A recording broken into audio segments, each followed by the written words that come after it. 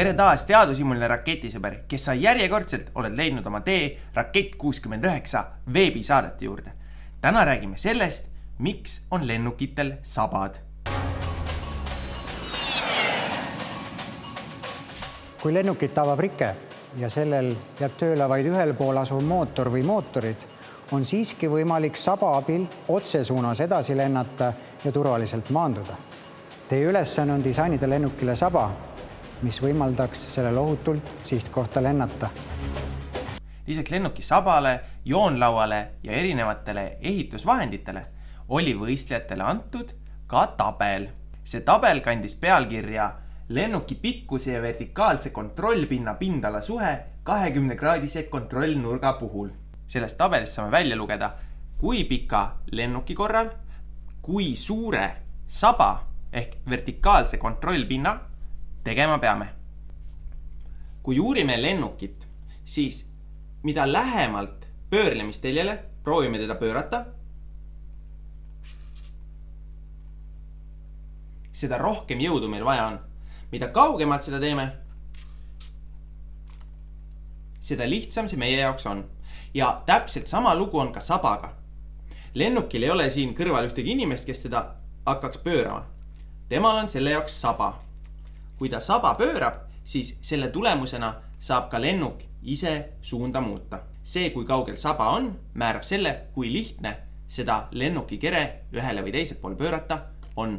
Selle pööramisega tuleb tasakaalustada lennuki mootoritest tingitud pöördemomendid.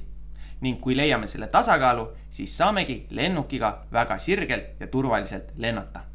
Seda joont jälgides näeme, et mida pikemaks läheb lennuki kere, seda väiksema pindalaga saba meil tarvis on. See tähendab, et lühikese lennuki puhul on vaja väga suurt saba ning pikema lennuki puhul oluliselt väiksemat saba. Mis saab aga siis, kui teeme lennukile suurema saba? Näiteks väga pika lennuki puhul võime teha talle tabelis toodust 2 korda suurema saba. Sellisel juhul saame lennukiga endiselt manööverdada, kuid suureneb lihtsalt õhutakistus ning seeläbi ka kütuse kulu. Kuna lennukid võtavad väga palju kütust, siis harilikult niisama suuremat saba kui tarvis lennukile ei tehta. Küll aga ei ole meie ülesandes selline lähenemine sugugi vale. Terve graafiku peal võime ära viirutada roheliselt sellest joonest ülesse poole jääva ala.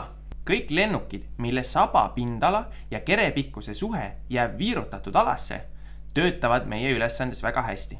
Kui aga teha lennukile saba liiga väike, siis asub ta sellel graafikul sinisest joonest allpool ning kõik lennukid, mis langevad sellesse alasse, kahjuks ühe mootoriga enam pöörata piisavalt efektiivselt ei suuda.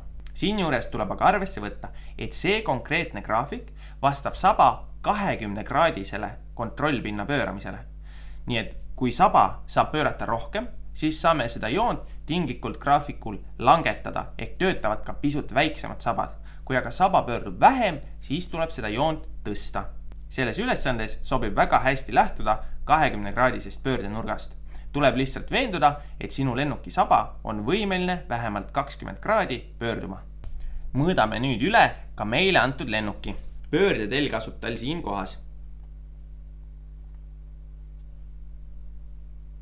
Saba keskele on ligikaudu 48 sentimeetrit.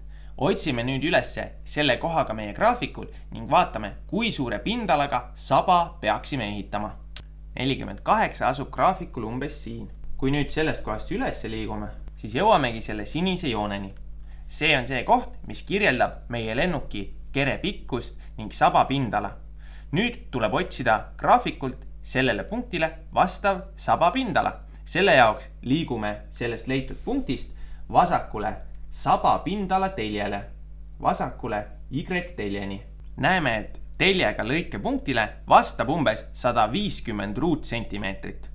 See tähendab, et peamegi papist välja lõikama saba, mille pindala oleks 150 ruutsentimeetrit. 150 ruutsentimeetri suuruse saba saame näiteks siis, kui teeme ta 10 sentimeetrit kõrge ja 15 sentimeetrit pika. Teine variant on kindla peale teha pisut suurem saba ja teha ta näiteks 8 sentimeetrit kõrge ja 20 sentimeetrit pikk.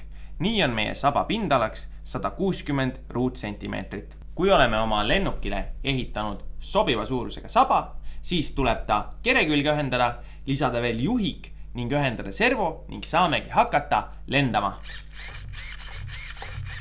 Head lendamist sullegi!